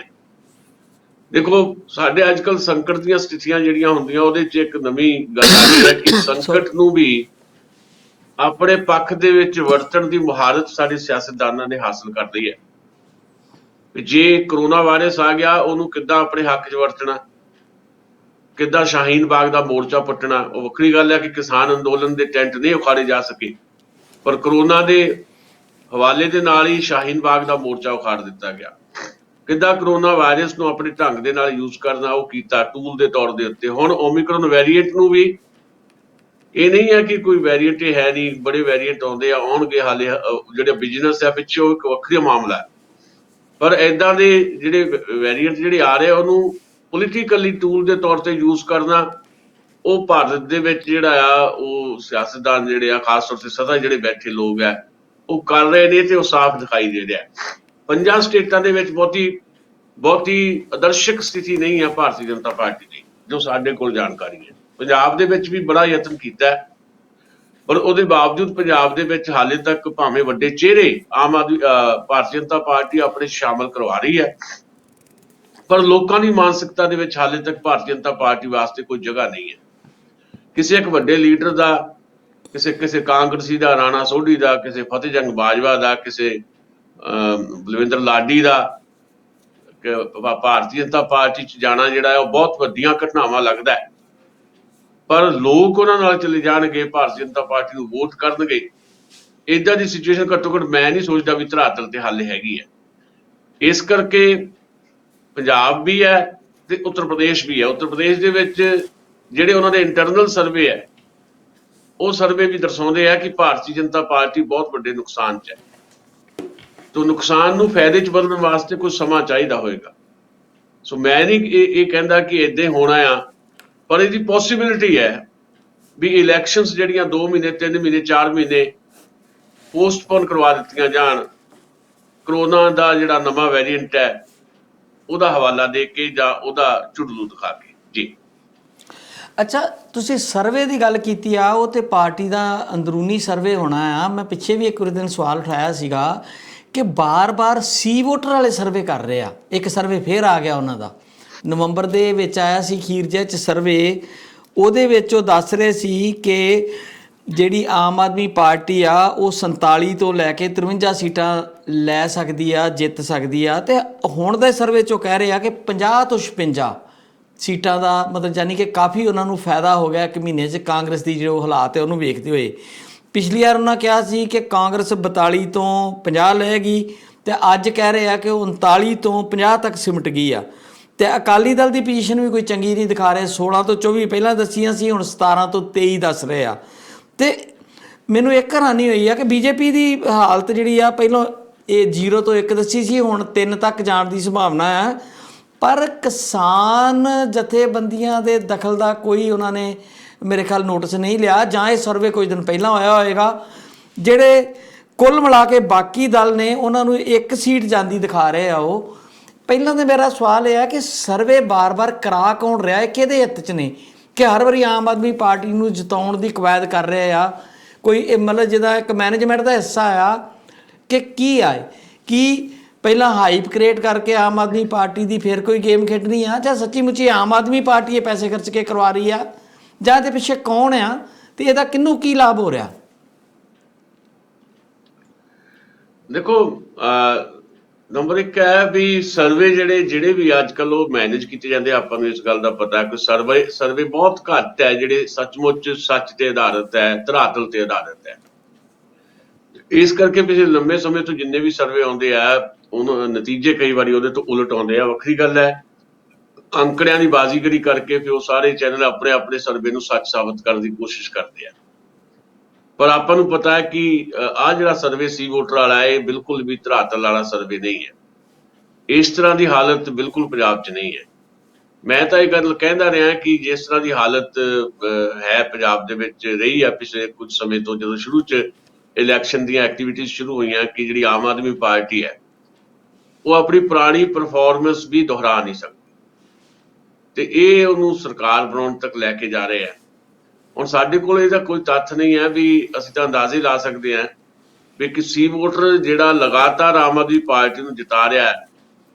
ਦੇਖੋ ਉਹਦੇ ਚ ਨਵਜੋਤ ਸਿੰਘ ਸਿੱਧੂ ਜਿੱਦਾਂ ਮੰਨ ਲਓ ਇਹ ਜਿਹੜੇ ਚੀਫ ਮਿਨਿਸਟਰ ਦਾ ਵੀ ਇੱਕ ਪਪੂਲੈਰਿਟੀ ਵੀ ਦੱਸਦੇ ਆ ਵੀ ਕਿਹੜਾ ਚੀਫ ਮਿਨਿਸਟਰ ਹੈ। ਚੰਨੀ ਨੂੰ ਮੇਰੇ ਖਿਆਲ ਸਭ ਤੋਂ ਜ਼ਿਆਦਾ ਦੱਸ ਰਿਹਾ ਵੀ ਚੰਨੀ ਦਾ ਨਾਂ ਸਭ ਤੋਂ ਉੱਤੇ ਆ ਐਜ਼ ਏ ਚੀਫ ਮਿਨਿਸਟਰ, ਤੇ ਨਵਜੋਤ ਸਿੰਘ ਸਿੱਧੂ ਜਿਹੜਾ ਸਭ ਤੋਂ ਜ਼ਿਆਦਾ ਹੁਣ ਪਪੂਲਰ ਹੈ ਇਸ ਵੇਲੇ ਪੰਜਾਬ ਦੇ ਵਿੱਚ, ਭਾਵੇਂ ਉਹਦੀ ਨੈਗੇਟਿਵ ਪਪੂਲੈਰਿਟੀ ਵੀ ਹੋਵੇ, ਉਹਨੂੰ ਐਜ਼ ਏ ਚੀਫ ਮਿਨਿਸਟਰ ਦੇ 4% ਦੱਸਦੇ ਆ ਸੀ ਵੋਟਰ ਵਾਲੇ, ਜਿਹੜਾ ਮੈਂ ਪੁਰਾਣਾ ਦੇਖਿਆ ਸੀ। ਇਹ ਵਾਲਾ ਮੈਂ ਦੇਖਿਆ ਨਹੀਂ। ਦੂਜਾ ਕਿਸਾਨ ਅੰਦੋਲਨ ਬਾਰੇ ਜਿਹੜਾ ਕਹਿ ਰਿਹਾ ਦੱਸ ਨਹੀਂ ਰਿਹਾ ਕੁਝ ਵੀ, ਤੁਹਾਡੀ ਗੱਲ ਠੀਕ ਹੈ ਕਿ ਕੁਝ ਸਮਾਂ ਪਹਿਲਾਂ ਦਾ ਹੋਣਾ, ਤਾਂ ਇਸ ਕਰਕੇ ਇਹ ਸਾਰਾ ਕੁਝ ਆ ਰਿਹਾ ਹੈ। ਕੌਣ ਹੈ ਇਹਦੇ ਪਿੱਛੇ? ਕੀ ਇਹਦੇ ਪਿੱਛੇ ਸੱਚਮੁੱਚ ਕੋਈ ਏਦਾਂ ਦੀ ਹਾਈਪ ਕ੍ਰੀਏਟ ਕਰਕੇ ਬਾਅਦ ਵਿੱਚ ਕੋਈ ਅਚਾਨਕ ਹੀ ਕੋਈ ਵੱਡਾ ਧਮਾਕਾ ਕੋਈ ਭਾਰਤੀ ਜਨਤਾ ਪਾਰਟੀ ਜਾਂ ਕੈਪਟਨ ਅਮਰਿੰਦਰ ਰਲ ਕੇ ਕਰਨਗੇ? ਕੀ ਕਰਨਗੇ ਕੀ ਨਹੀਂ ਕਰਨਗੇ ਕੁਝ ਕਿਹਾ ਨਹੀਂ ਜਾ ਸਕਦਾ, ਪਰ ਇਹ ਜ਼ਰੂਰ ਹੈ ਵੀ ਲੋਕਾਂ ਨੂੰ ਇੱਕ ਕਿਸਮ ਦਾ ਇਦਾਂ ਦਾ ਮਾਹੌਲ ਜਿਹਾ ਬਣਾ ਕੇ ਪਹਿਲਾਂ ਦਿੱਤਾ ਜਾ ਰਿਹਾ, ਜਿੱਦਾਂ ਪਹਿਲਾਂ ਮਾਹੌਲ ਬਣਾਇਆ ਗਿਆ ਸੀ ਆਮ ਆਦਮੀ ਪਾਰਟੀ ਦੇ ਹੱਕ ਦੇ ਵਿੱਚ, ਪਰ ਨਤੀਜੇ ਕੁਝ ਹੋਰ ਨਿਕਲ ਕੇ ਆਏ ਸੀ। ਰਿਐਲਿਟੀਜ਼ ਹੁੰਦੀਆਂ, ਇਹ ਇਹਨਾਂ ਸਰਵਿਸ ਦੇ ਵਿੱਚ ਬਿਲਕੁਲ ਵੀ ਕੋਈ ਰਿਐਲਿਟੀ ਨਹੀਂ ਹੈ। ਖਾਸ ਤੌਰ ਤੇ ਹੁਣ ਜਦੋਂ ਚੰਡੀਗੜ੍ਹ ਦੇ ਵਿੱਚ 14 ਸੀਟਾਂ ਜਿੱਤ ਲਈਆਂ ਆਮ ਆਦਮੀ ਪਾਰਟੀ ਨੇ 35 ਦੇ ਵਿੱਚੋਂ, ਤੇ ਜਿਹੜਾ ਇੱਕ ਈਗੋ ਜਿਹੜੀ ਜਿਸ ਕਿਸਮ ਦੀ ਦੇਖੀ ਗਈ ਹੈ ਉਸ ਤੋਂ ਬਾਅਦ ਇਹਨਾਂ ਦੀ ਲੀਡਰਸ਼ਿਪ ਦੇ ਵਿੱਚ, ਉਸ ਤੋਂ ਬਾਅਦ ਇਕੱਲੇ ਚੱਲਣ ਦਾ ਜਿਹੜਾ ਇਹਨਾਂ ਦਾ ਫੈਸਲਾ ਲਗਭਗ ਇਹਨਾਂ ਨੇ ਕਰ ਲਿਆ, ਕਿਉਂਕਿ 85 ਸੀਟਾਂ ਨੀਅਰ ਅਬਾਊਟ 82 ਸੀਟਾਂ ਤੇ ਕੈਂਡੀਡੇਟ ਇਹਨਾਂ ਨੇ ਐਲਾਨ ਤੇ ਕੱਲ 15 ਹੋਰ ਐਲਾਨ ਦਿੱਤੇ ਆ, ਤੇ ਲੱਗਦਾ ਨਹੀਂ ਹੈ ਕਿ ਇਹ ਸੰਯੁਕਤ ਸਮਾਜ ਮੋਰਚੇ ਨਾਲ ਜਾਂ ਕਿਸੇ ਵੀ ਹੋਰ ਧਿਰ ਨਾਲ ਕੋਈ ਸਮਝੌਤਾ ਕਰਕੇ ਤੁਰਨਗੇ, ਇਕੱਲੇ ਤੁਰਨਗੇ। ਤੇ ਜੇ ਇਕੱਲੇ ਤੁਰਨਗੇ ਤਾਂ ਇਹ ਸੱਚੀ ਗੱਲ ਹੈ ਵੀ ਆਮ ਆਦਮੀ ਪਾਰਟੀ ਜਿਹੜੀ ਹੈ ਉਹ ਆਪਣੀ ਪੁਰਾਣੀ ਪਰਫਾਰਮੈਂਸ ਵੀ ਪੰਜਾਬ 'ਚ ਨਹੀਂ ਦੁਹਰਾ ਸਕਦੀ। ਵੱਖਰੀ ਗੱਲ ਹੈ ਕਾਂਗਰਸ ਦੀ ਹਾਲਤ ਵੀ ਬਹੁਤ ਮਾੜੀ ਹੈ, ਅਕਾਲੀ ਦਲ ਦੀ ਵੀ ਮਾੜੀ ਹੈ, ਪਰ ਆਮ ਆਦਮੀ ਪਾਰਟੀ ਦੀ ਹਾਲਤ ਉਹਦੇ ਤੋਂ ਵੀ ਮਾੜੀ ਹੋਏਗੀ। ਵੋਟ ਵੰਡੀ ਜਾਣੀ ਆ ਬਹੁਤ ਵੱਡੇ ਪੱਧਰ ਤੇ ਜੀ। ਅੱਛਾ, ਦੂਜੇ ਪਾਸੇ ਕਿਸਾਨ ਜਥੇਬੰਦੀਆਂ ਦੇ ਲੈ ਫੈਸਲੇ ਨੂੰ ਜਿਹੜੇ ਬੁੱਧੀਜੀਵੀ ਵਰਗ ਆ ਉਹ ਅਲੱਗ-ਅਲੱਗ ਤਰ੍ਹਾਂ ਲੈ ਰਹੇ। ਕੱਲ ਵੀ ਆਪਾਂ ਥੋੜ੍ਹੀ ਜਿਹੀ ਗੱਲ ਕੀਤੀ ਸੀ। ਖਾਸ ਕਰਕੇ ਮੈਂ ਜਦੋਂ ਵੇਖਦਾ ਹਾਂ ਕਿ ਜਿਹੜੇ ਬੜੇ ਮੁਖਰ ਹੋ ਕੇ ਗੱਲ ਕਰਦੇ ਨੇ 3-4, ਮਾਲਵਿੰਦਰ ਸਿੰਘ ਮਾਲੀ ਜਾਂ ਪ੍ਰੋਫੈਸਰ ਮਨਜੀਤ ਸਿੰਘ ਜਾਂ ਪਿਆਰੇ ਲਾਲ ਗਰਗ ਹਰੀ, ਮੈਨੂੰ ਲੱਗਦਾ ਕਿ ਮਾਲੀ ਸਾਹਿਬ ਤੇ ਉਹੀ ਗੱਲ ਕਹਿ ਰਹੇ ਨੇ ਜਿਹੜੀ ਨਵਜੋਤ ਸਿੱਧੂ ਹੋਰਾਂ ਨੂੰ ਸੂਟ ਕਰਦੀ, ਕਿਉਂਕਿ ਉਹਨਾਂ ਦੇ ਸਲਾਹਕਾਰ ਬਣਾਏ ਗਏ ਸੀ ਤੇ ਉਹ ਸੱਚੀ ਮੁੱਚੀ ਬਣੇ ਬੈਠੇ ਲੱਗਦੇ ਆ ਜੇ, ਕਿਉਂਕਿ ਉਹਨਾਂ ਨੂੰ ਹੋਰ ਕੁਝ ਜੋ ਆਲੇ ਦੁਆਲੇ ਵਾਪਰਿਆ ਉਹ ਨਜ਼ਰ ਨਹੀਂ ਆਉਂਦਾ। ਤੇ ਪਰ ਦੂਜੇ ਪਾਸੇ ਪਿਆਰੇ ਲਾਲ ਗਰਗ ਹਰਾਂ ਦਾ ਵੀ ਜਿਹੜਾ ਮੌਜੂਦਾ ਦੌਰ ਦੇ ਵਿੱਚ ਚੱਲ ਰਹੀ ਗੱਲਬਾਤ ਹੈ, ਮੈਂ ਕੱਲ੍ਹ ਵੀ ਜ਼ਿਕਰ ਕੀਤਾ ਸੀਗਾ ਕਿ ਉਹ ਕਹਿੰਦੇ ਆ ਕਿ ਕਿਸਾਨ ਬੀਜੇਪੀ ਦੇ ਸੁੱਟੇ ਜਾਲ 'ਚ ਕਿਤੇ ਫਸ ਗਏ ਆ। ਜਿੱਦਾਂ ਤੁਸੀਂ ਕਹਿੰਦੇ ਰਹੇ ਹੋ ਨਾ ਬੜਾ ਚਿਰ ਕਿ ਕਾਂਗਰਸ ਦੀ ਹਾਈ ਕਮਾਂਡ ਦਾ ਜਾਲ ਦੇ ਵਿੱਚ ਸਿੱਧੂ ਫਸ ਗਿਆ, ਤੇ ਹੁਣ ਗਰਗ ਸਾਹਿਬ ਦਾ ਪੂਰਾ ਜ਼ੋਰ ਇਸ ਗੱਲ 'ਤੇ ਲੱਗ ਰਿਹਾ ਕਿ ਬੀਜੇਪੀ ਦਾ ਇੱਕ ਜਾਲ ਸੀਗਾ ਜਿਹਦੇ ਵਿੱਚ ਕਿਸਾਨ ਫਸ ਗਏ ਤੇ ਇਹਦੇ ਨਾਲ ਬੜਾ ਨੁਕਸਾਨ ਹੋ ਜਾਣਾ ਆ। ਜਿਹੜੀ ਜਿੱਤੀ ਹੋਈ ਮੂਵਮੈਂਟ ਆ ਉਹਦਾ ਜਿਹੜਾ ਅਕਸ ਆ ਉਹ ਬਹੁਤ ਧੁੰਦਲਾ ਪਏਗਾ। ਪਰ ਦੂਜੇ ਪਾਸੇ ਖਬਰ ਆ ਰਹੀ ਹੈ ਕਿ 22 ਦੇ ਵਿੱਚ ਇੱਕ ਜਥੇਬੰਦੀ ਅੱਜ ਹੋਰ ਜੁਆਇਨ ਕੀਤੀ ਆ। ਮੈਨੂੰ ਪਤਾ ਤਾਂ ਨਹੀਂ ਉਹ ਜਥੇਬੰਦੀ ਕਿਹੜੀ ਆ, ਮੈਂ ਕਿਤੇ ਵੀਡੀਓ ਵੇਖ ਰਿਹਾ ਸੀਗਾ। ਉਹ ਮੇਰੇ ਖਿਆਲ ਉਹਨਾਂ ਤਿੰਨਾਂ 'ਚੋਂ ਨਹੀਂ ਹੈ ਜਿਨ੍ਹਾਂ ਨੇ ਫੈਸਲਾ ਲੈਣ ਦੀ ਸਮਾਂ ਮੰਗਿਆ ਸੀਗਾ, ਪਰ ਕੋਈ ਇੱਕ ਜਥੇਬੰਦੀ ਕਿਸਾਨਾਂ ਦੀ ਹੋਰ ਆਈ ਆ ਤੇ ਥੋੜ੍ਹੀ ਤਾਕਤ ਵਧਣ ਦੀ ਸੰਭਾਵਨਾ ਵੀ ਆ। ਤੇ ਇਹਨਾਂ ਦਿਨਾਂ ਦੇ ਵਿੱਚ ਕਿਸਾਨ ਜਥੇਬੰਦੀਆਂ ਨੇ ਇੱਕ ਦਫ਼ਤਰ ਵੀ ਕਹਿੰਦੇ ਜਲੰਧਰ ਖੋਲ੍ਹ ਲਿਆ, ਤੇ ਹੇਠਲੇ ਪੱਧਰ 'ਤੇ ਕੀ ਬੂਥ ਲੈਵਲ 'ਤੇ ਕੰਮ ਕਰਨ ਲਈ ਕੋਈ ਵਲੰਟੀਅਰ, ਕੋਈ ਹੋਰ ਟੀਮਾਂ ਤਿਆਰ ਕਰਨ ਵਾਲੇ ਪਾਸੇ ਕੋਈ ਜਥੇਬੰਦਕ ਕੰਮ ਤੁਹਾਨੂੰ ਨਜ਼ਰ ਆਉਂਦਾ ਇੱਥੇ ਹੁੰਦਾ, ਜਾਂ ਅਜੇ ਉੱਪਰ ਹੀ ਗੱਲਾਂ ਨੇ? ਔਰ ਕੁਝ ਲੋਕਾਂ ਦਾ ਤਾਂ ਕਹਿਣਾ ਹੈ ਕਿ ਸ਼ਾਇਦ ਕਿਸਾਨ ਆਪਣਾ ਫੈਸਲਾ ਵਾਪਸ ਵੀ ਲੈ ਸਕਦੇ ਹਾਲਾਤਾਂ ਨੂੰ ਵੇਖ ਕੇ। ਦੇਖੋ ਗੱਲ ਇਹ ਆ ਵੀ ਨੰਬਰ 1 ਤਾਂ ਜਿਹੜਾ ਜਿਨ੍ਹਾਂ ਦਾ 3 ਬੰਦਿਆਂ ਦਾ ਤੁਸੀਂ ਜ਼ਿਕਰ ਕੀਤਾ ਉਹ ਸਾਰੇ ਤਿੰਨੇ ਆਪਣੇ ਮਿੱਤਰ ਆ, ਪਰ ਉਹਦੇ 'ਚ 2 ਜਿਹੜੇ ਆ ਮਾਲਵਿੰਦਰ ਸਿੰਘ ਮਾਲੀ ਤੇ ਓਪਨਲੀ ਜਿਹੜੇ ਆ ਉਹ ਨਵਜੋਤ ਸਿੰਘ ਸਿੱਧੂ ਦੇ ਹੱਕ 'ਚ ਨੇ, ਤੇ ਨਵਜੋਤ ਸਿੰਘ ਸਿੱਧੂ ਤੋਂ ਬਿਨਾਂ ਮਾਲਵਿੰਦਰ ਸਿੰਘ ਮਾਲੀ ਹੋਰਾਂ ਨੂੰ ਹੋਰ ਕੋਈ ਪੰਜਾਬ ਦੇ ਵਿੱਚ ਬੰਦਾ ਦੀਦਾ ਹੀ ਨਹੀਂ। ਇਸ ਕਰਕੇ ਹਰ ਉਸ ਮਤਲਬ ਜੇ ਜੂਝਦਾ ਪੰਜਾਬ ਨਾਂ ਦੀ ਜਥੇਬੰਦੀ ਬਣਾਈ ਤਾਂ ਉੱਥੇ ਜੇ ਕ੍ਰਿਟੀਸਾਈਜ਼ ਕਰ ਦਿੱਤਾ ਉਹਨਾਂ ਨੇ। ਜੇ ਉਹ ਪੱਤਰਕਾਰਾਂ ਨੇ ਪੁੱਛਿਆ ਵੀ ਸਿੱਧੂ ਸਾਹਿਬ ਵੀ ਕੋਈ ਮਾਡਲ ਲੈ ਕੇ ਆ ਰਹੇ ਆ, ਤੇ ਅਮਿਤੋਜ ਮਾਨ ਨੇ ਕਹਿ ਦਿੱਤਾ ਵੀ ਸਿੱਧੂ ਸਾਹਿਬ ਦਾ ਕਿਹੜਾ ਮਾਡਲ ਸਾਨੂੰ ਨਹੀਂ ਪਤਾ। ਇੰਨੀ ਗੱਲ ਤੋਂ ਮਾਲੀ ਸਾਹਿਬ ਜਿਹੜੇ ਉਹਨਾਂ ਨੇ ਫਿਰ ਫੇਸਬੁੱਕ ਆਪਣੀ ਭਰਤੀ ਦੂਜਾ ਪੰਜਾਬ ਦੇ ਖਿਲਾਫ ਲਿਖ ਕੇ ਹੁਣ ਵੀ ਸੰਯੁਕਤ ਸਮਾਜ ਮੋਰਚੇ ਦੇ ਖਿਲਾਫ ਵੀ ਉਹ ਲਗਾਤਾਰ, ਫਿਰ ਕੁਝ ਪੱਤਰਕਾਰ ਜਿਹੜੇ ਆਪਣੇ ਮਿੱਤਰ ਪੱਤਰਕਾਰ ਹੀ ਹੈ ਜਿਹੜੇ ਉਹਨਾਂ ਦੇ ਨਾਂ ਲੈ ਕੇ ਉਹਨਾਂ ਨੂੰ ਕ੍ਰਿਟਿਸਾਈਜ਼ ਕਰਦਾ, ਇਸ ਕਰਕੇ ਕਿਉਂਕਿ ਉਹ ਨਵਜੋਤ ਸਿੰਘ ਸਿੱਧੂ ਦੇ ਹੱਕ 'ਚ ਨਹੀਂ ਬੋਲਦੇ, ਚਾਹੇ ਉਹ ਹਮੀਰ ਸਿੰਘ ਹੋਵੇ ਜਾਂ ਕੋਈ ਹੋਰ ਹੋਵੇ। ਮੈਨੂੰ ਲੱਗਦਾ ਕਿ ਉਹ ਫਿਰ ਜਦੋਂ ਤੁਸੀਂ ਇਸ ਤਰ੍ਹਾਂ ਇੱਕ ਪਾਸੜ ਹੋ ਕੇ ਸੋਚਦੇ ਹੋ ਤਾਂ ਫਿਰ ਉਹਨੂੰ ਲੈਣ ਦੀ ਜ਼ਰੂਰਤ ਨਹੀਂ ਵੀ ਹਾਂ ਵੀ ਇਹ ਪਤਾ ਨਹੀਂ ਜਿਹੜੇ ਬੁੱਧੀਜੀਵੀ ਤਬਕੇ ਦੇ ਤੌਰ ਤੇ ਨਹੀਂ ਲੈ ਸਕਦੇ। ਪਿਆਰੇ ਲਾਲ ਗਰਗ ਵੀ ਨਵਜੋਤ ਸਿੰਘ ਸਿੱਧੂ ਦੀ ਸਲਾਹ ਕਰ ਰਹੇ ਆ, ਬਾਅਦ ਵਿੱਚ ਉਹਨਾਂ ਨੇ ਮਾਲੀ ਹੋਰਾਂ ਨੇ ਤਾਂ ਪਹਿਲਾਂ ਹੀ ਸਹਿਮਤੀ ਪ੍ਰਗਟ ਕਰਤੀ ਸੀ ਜਦੋਂ ਇੱਕ ਦਬਾਅ ਬਣਿਆ ਸੀ, ਤੇ ਗਰਗ ਸਾਹਿਬ ਨੇ ਤਾਂ ਬਹੁਤ ਦੇਰ ਬਾਅਦ ਛੱਡਿਆ ਨਵਜੋਤ ਸਿੰਘ ਸਿੱਧੂ। ਇਸ ਕਰਕੇ ਮੈਨੂੰ ਨਹੀਂ ਲੱਗਦਾ ਕਿ ਉਹ ਕੋਈ ਉਹਨਾਂ ਦੀਆਂ ਜਿਹੜੀਆਂ ਟਿੱਪਣੀਆਂ ਆ ਉਹ ਕੋਈ ਸਹੀ ਤਰੀਕੇ ਨਾਲ ਉਹ ਕਰ ਰਹੇ ਨੇ, ਉਹ ਇੱਕ ਪਾਸੜ ਹੋ ਕੇ ਉਹ ਟਿੱਪਣੀਆਂ ਕਰ ਰਹੇ ਨੇ। ਪ੍ਰੋਫੈਸਰ ਮਨਜੀਤ ਸਿੰਘ ਜਿਹੜੇ ਆ ਉਹਨਾਂ ਦੀ ਟਿੱਪਣੀਆਂ ਮੈਂ ਸੁਣੀਆਂ ਨਹੀਂ ਆ, ਉਹ ਕੀ ਅੱਜ ਕੱਲ੍ਹ ਕਹਿ ਰਹੇ ਆ। ਉਹ ਲਗਾਤਾਰ ਕਿਸਾਨ ਅੰਦੋਲਨ ਦੇ ਨਾਲ ਰਹੇ ਆ, ਸ਼ੁਰੂ ਦੇ ਵਿੱਚ ਸ਼ੰਭੂ ਮੋਰਚੇ ਦੇ ਸਾਥੀ ਵੀ ਰਹੇ ਆ, ਉਹ ਬਾਅਦ ਵਿੱਚ ਸਥਿਤੀਆਂ ਬਦਲੀਆਂ ਤੇ ਫਿਰ ਉਹਨਾਂ ਨੇ ਆਪਣਾ ਸਟੈਂਡ ਵੀ ਬਦਲਿਆ। ਫਿਰ ਉਸ ਤੋਂ ਬਾਅਦ ਤਾਂ ਬਲਵੀਰ ਸਿੰਘ ਰਾਜੇਵਾਲ ਜਦੋਂ ਕਦੇ ਵੀ ਚੰਡੀਗੜ੍ਹ ਆਉਂਦੇ ਸੀ ਉਹਨਾਂ ਦੀਆਂ ਪ੍ਰੈਸ ਕਾਨਫਰੰਸਾਂ ਦੇ ਵਿੱਚ ਵੀ ਨਾਲ ਦਿਖਾਈ ਦਿੰਦੇ ਸੀ। ਹੁਣ ਉਹ ਕੀ ਸੰਯੁਕਤ ਸਮਾਜ ਮੋਰਚੇ ਦੇ ਖਿਲਾਫ ਸਟੈਂਡ ਲੈ ਰਹੇ, ਮੈਨੂੰ ਇਸ ਗੱਲ ਦਾ ਪਤਾ ਨਹੀਂ ਹੈ, ਮੈਂ ਸੁਣਿਆ ਨਹੀਂ। ਤੇ ਬਾਕੀ ਓਵਰਆਲ ਜਿਹੜੇ ਲੋਕ ਕ੍ਰਿਟਿਸਾਈਜ਼ ਕਰ ਰਹੇ ਆ ਉਹਨਾਂ ਦਾ ਰਾਈਟ ਹੈ, ਹਰੇਕ ਦਾ ਹੱਕ ਹੈ।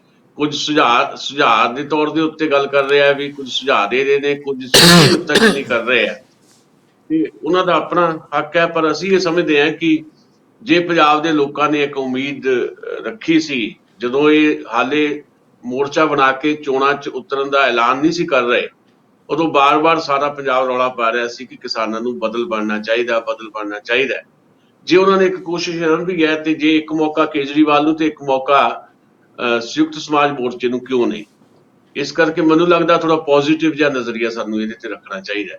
ਜਿੱਥੋਂ ਤੱਕ ਕੰਮ ਦੀ ਗੱਲ ਹੈ ਤੇ ਉਹ ਮੈਂ ਦੱਸਦਾ ਕਿ ਡਾਕਟਰ ਸਵੈਮਾਨ ਜਿਹੜੇ ਹੈ ਉਹਨਾਂ ਨੇ ਜਦੋਂ ਪਰਸੋਂ 3 ਦਿਨ ਪਹਿਲਾਂ ਬੀਜੇਪੀ ਵਾਲੇ ਆਪਣਾ ਦਫ਼ਤਰ ਖੋਲ ਰਹੇ ਸੀ ਜਲੰਧਰ, ਤੇ ਡਾਕਟਰ ਸਵੈਮਾਨ ਨੇ ਸੰਯੁਕਤ ਸਮਾਜ ਮੋਰਚੇ ਦਾ ਉੱਥੇ ਦਫ਼ਤਰ ਖੋਲਿਆ। ਉਹਨਾਂ ਕੋਲ ਇੱਕ ਵੱਡੀ ਟੀਮ ਹੈ, ਕਾਫੀ ਵੱਡੀ ਉਹਨਾਂ ਕੋਲ ਟੀਮ ਹੈ ਜਿਨ੍ਹਾਂ ਨੇ 1 ਸਾਲ ਲਗਾਤਾਰ ਕੰਮ ਕੀਤਾ।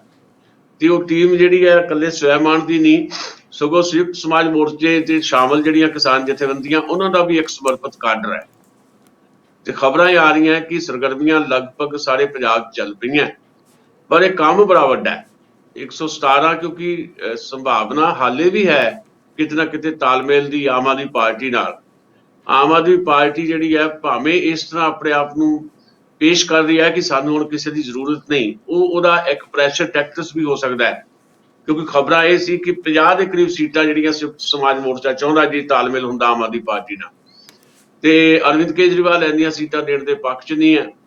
ਹੁਣ ਬਚੀਆਂ 29 ਸੀਟਾਂ ਹੈ, ਇਹ ਪੋਸੀਬਿਲਿਟੀ ਫੇਰ ਵੀ ਹੈ ਵੀ ਕੋਈ ਨਾ ਕੋਈ ਤਾਲਮੇਲ ਉਹਨਾਂ ਦਾ ਹੋ ਜਾਏ ਤੇ 35-40 ਸੀਟਾਂ ਦੇ ਉੱਤੇ ਕੋਈ ਨਾ ਕੋਈ ਉਹਨਾਂ ਦਾ ਤਾਲਮੇਲ ਹੋ ਕੇ ਜਿਹੜਾ ਸਾਂਝੇ ਤੌਰ ਦੇ ਉੱਤੇ ਲੜਾਈ ਲੜੀ ਜਾਵੇ।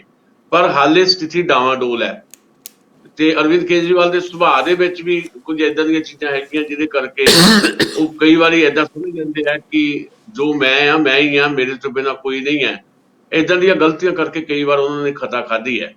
ਦੂਜੀ ਗੱਲ, ਉਹਨਾਂ ਨੂੰ ਸ਼ਾਇਦ ਇਸ ਗੱਲ ਦਾ ਇਲਮ ਹੋਣਾ ਚਾਹੀਦਾ ਜਿਹੜਾ ਉਹਨਾਂ ਨੂੰ ਇਲਮ ਨਹੀਂ ਹੈ, ਵੀ ਜਿਹੜਾ ਲੋਕਲ ਬਾਡੀਜ਼ ਇਲੈਕਸ਼ਨਸ ਹੁੰਦੀਆਂ ਉਹ ਅਸੈਂਬਲੀ ਦੇ ਵਿੱਚ ਉਸ ਤਰੀਕੇ ਨਾਲ ਰੂਪਾਂਤਰਿਤ ਨਹੀਂ ਹੁੰਦੀਆਂ। ਅਸੈਂਬਲੀਆਂ ਵਾਲੀਆਂ ਇਲੈਕਸ਼ਨ ਦੇ ਨਤੀਜੇ ਕਦੇ ਵੀ ਲੋਕ ਸਭਾ ਦੇ ਨਤੀਜਿਆਂ ਨੂੰ ਉਸ ਰੂਪ 'ਚ ਪ੍ਰਭਾਵਿਤ ਨਹੀਂ ਕਰਦੇ, ਕਿਉਂਕਿ ਮੁੱਦੇ ਬਦਲ ਜਾਂਦੇ ਆ। 10 ਸਾਲ ਤੋਂ ਆਮ ਆਦਮੀ ਪਾਰਟੀ ਜਿਹੜੀ ਹੈ ਦਿੱਲੀ ਦੇ ਵਿੱਚ ਸਰਕਾਰ ਦੇ ਵਿੱਚ ਹੈ, ਪਰ ਦਿੱਲੀ ਦੀਆਂ 3 ਕਾਰਪੋਰੇਸ਼ਨਸ ਹੈਗੀਆਂ, ਤਿੰਨਾਂ ਦੇ ਵਿੱਚ ਜਿਹੜੀ ਆਮ ਆਦਮੀ ਪਾਰਟੀ ਕਦੀ ਨਹੀਂ ਗਈ, ਮਤਲਬ ਉੱਥੇ ਬੀਜੇਪੀ ਦਾ ਕਬਜ਼ਾ ਹੈ। ਤੇ ਏਦਾਂ ਹੀ ਪੰਜਾਬ ਦੇ ਮੁੱਦੇ ਹੋਰ ਹੈ, ਚੰਡੀਗੜ੍ਹ ਦੇ ਲੋਕਲ ਜਿਹੜੇ ਮੁੱਦੇ ਹੋਰ ਸੀ, ਤੇ ਅਸੈਂਬਲੀ 'ਚ ਇਲੈਕਸ਼ਨ ਦੇ ਮੁੱਦੇ ਹੋਰ ਹੈ। ਪੰਜਾਬ ਦੇ ਮੁੱਦੇ ਬਹੁਤ ਸਾਰੇ ਮੁੱਦੇ ਆਸਥਾ ਨਾਲ ਜੁੜੇ ਹੋਏ ਹੈ, ਬਹੁਤ ਵੱਡੇ ਮੁੱਦੇ ਨੇ ਪੰਜਾਬ ਦੇ ਇਹਨਾਂ ਦਿਨਾਂ ਦੇ ਵਿੱਚ ਆਪਾਂ ਦੇਖ ਹੀ ਰਹੇ ਹਾਂ। ਸੋ ਜੇ ਉਹਨਾਂ ਨੂੰ ਇਹ ਕਿਸੇ ਕਿਸਮ ਦਾ ਭੁਲੇਖਾ ਆ ਵੀ ਜੋ ਚੰਡੀਗੜ੍ਹ ਦੇ ਵਿੱਚ ਹੋਇਆ, ਚੰਡੀਗੜ੍ਹ ਦੇ ਵਿੱਚ ਵੀ ਇੰਨਾ ਕੁਝ ਨਹੀਂ ਹੋ ਗਿਆ ਕਿ ਉੱਥੇ ਸੱਤਾ ਬਦਲ ਗਈ ਹੋਵੇ। ਸਿਰਫ ਇੱਕ ਵੱਡੀ ਧਿਰ ਦੇ ਤੌਰ ਦੇ ਉੱਤੇ 14 ਸੀਟਾਂ ਜਿੱਤ ਕੇ ਖਾਸ ਸਰਕਮਸਟੈਂਸਸ ਦੇ ਵਿੱਚ ਆਮ ਆਦਮੀ ਪਾਰਟੀ ਆਈ ਹੈ। ਤੇ ਜੇ ਆਉਣ ਵਾਲੇ ਦਿਨਾਂ ਦੇ ਵਿੱਚ ਤਾਲਮੇਲ ਦੀ ਸਥਿਤੀ ਬਣੇਗੀ ਤਾਂ ਇੱਕ ਬਹੁਤ ਵੱਡੀ ਤਾਕਤ ਬਣੇਗੀ ਪੰਜਾਬ ਦੇ ਵਿੱਚ, ਜਿਹੜੀ ਸੱਚਮੁੱਚ ਬਦਲ ਦੇ ਸਕੇਗੀ।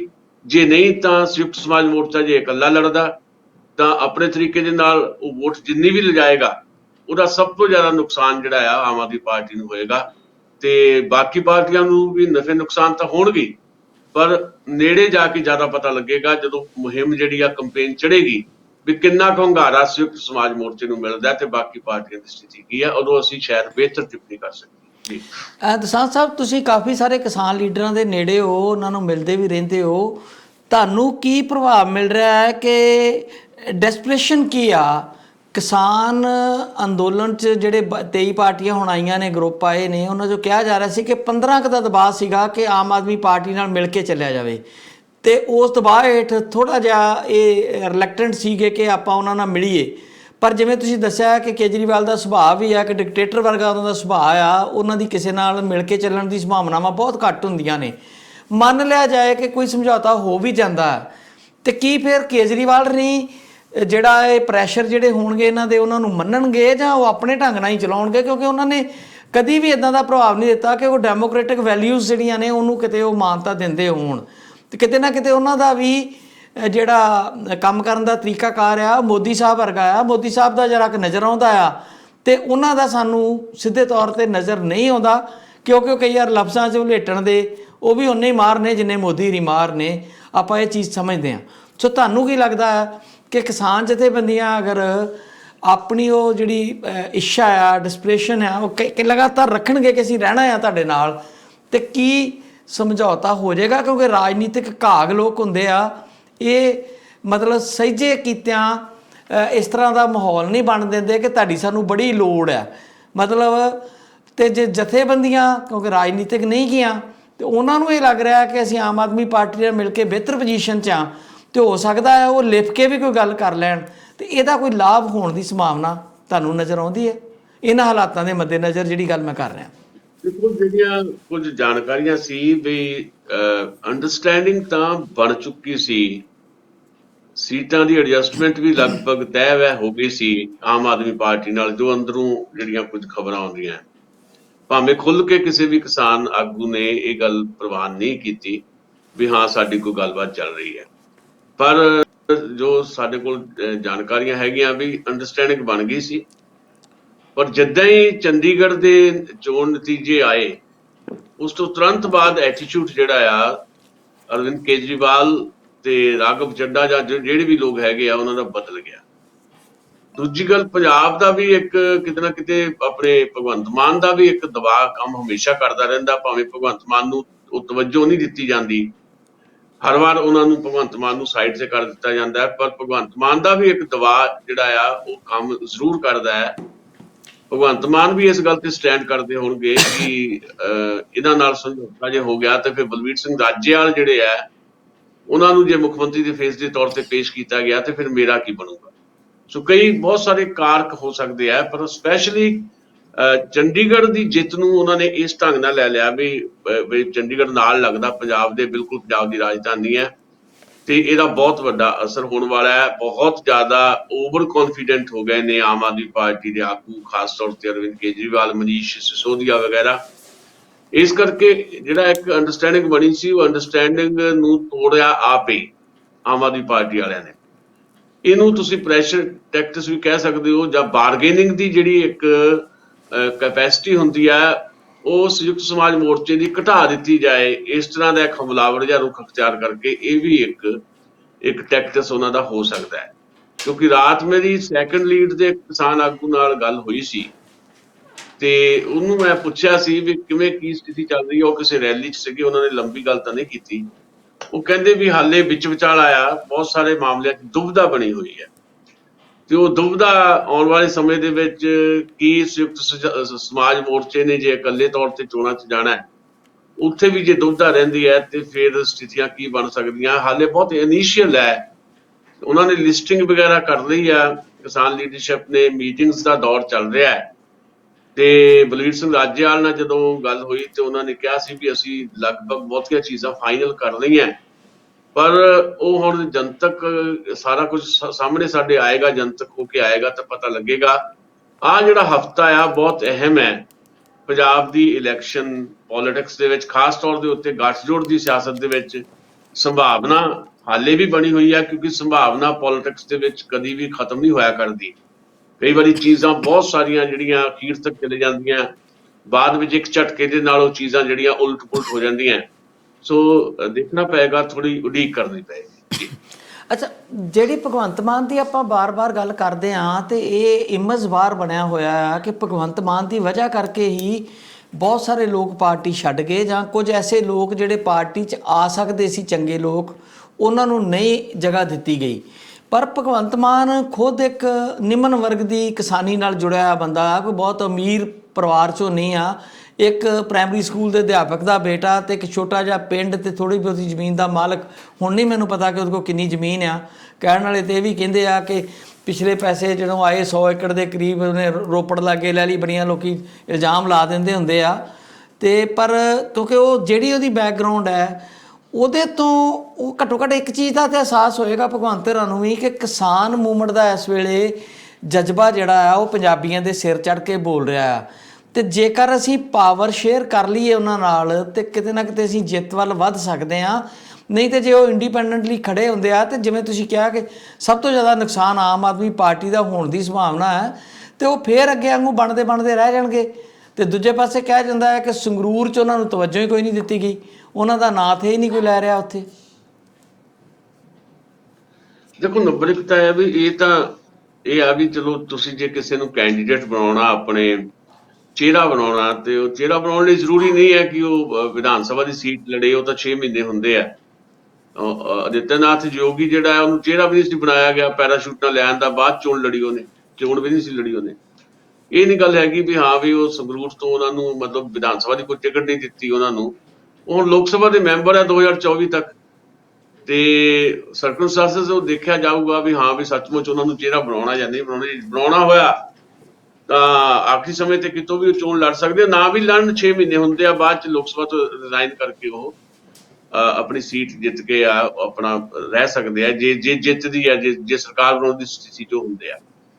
ਪਰ ਇਹ ਗੱਲ ਠੀਕ ਹੈ ਕਿ ਭਗਵੰਤ ਮਾਨ ਹੋਰੀ ਐਂਬੀਸ਼ੀਅਸ ਬਹੁਤ ਹੈ। ਉਹਨਾਂ ਨੂੰ ਕਈ ਵਾਰੀ ਇਹ ਲੱਗਾ ਕਿ ਹੁਣ ਮੈਂ ਪੰਜਾਬ ਦਾ ਮੁੱਖ ਮੰਤਰੀ ਬਣ ਗਿਆ, ਪਰ ਉਹਦੇ ਬਾਵਜੂਦ ਬਾਰ-ਬਾਰ ਉਹਨਾਂ ਦੀਆਂ ਉਮੀਦਾਂ ਤੇ ਪਾਣੀ ਫਿਰਦਾ ਰਿਹਾ। ਪਿੱਛੇ 4-6 ਮਹੀਨੇ ਉਹਨਾਂ ਨੂੰ ਲੱਗਦਾ ਸੀ ਕਿ ਇੱਕ ਵਾਰ ਫਿਰ ਮਾਹੌਲ ਬਣ ਰਿਹਾ ਤੇ ਜੇ ਉਹਨਾਂ ਨੂੰ ਚਿਹਰਾ ਐਲਾਨ ਦਿੱਤਾ ਜਾਏ ਤਾਂ ਸ਼ਾਇਦ ਉਹਨਾਂ ਦਾ ਸੁਪਨਾ ਇਹ ਪੂਰਾ ਹੋ ਜਾਏ। ਕਾਫੀ ਲੰਬੇ ਸਮੇਂ ਤੋਂ ਉਹਨਾਂ ਦੇ ਅੱਖਾਂ ਦੇ ਵਿੱਚ ਪੰਜਾਬ ਦੇ ਮੁੱਖ ਮੰਤਰੀ ਦੀ ਕੁਰਸੀ ਜਿਹੜੀ ਹੈ ਉਹ ਤੈਰ ਰਹੀ ਹੈ, ਪਰ ਬਾਰ-ਬਾਰ ਉਹਨਾਂ ਨੂੰ ਅੱਗੇ ਕਰਕੇ ਫਿਰ ਪਿੱਛੇ ਧੱਕ ਦਿੱਤਾ ਜਾਂਦਾ ਰਿਹਾ।